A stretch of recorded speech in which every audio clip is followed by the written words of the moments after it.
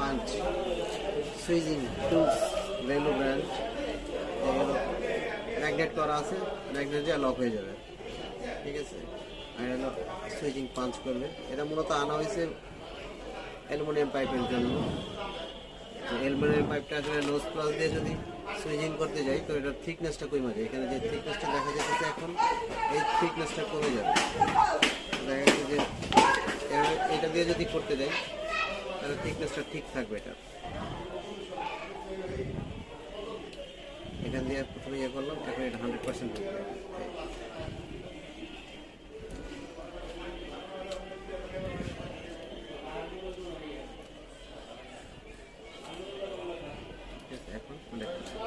এখন যেভাবে চাবো, এবার আমার প্রেশার উপরে ডিপেন্ড করবে যেটা কীরকম সুইচিং আমি করতে চাচ্ছি।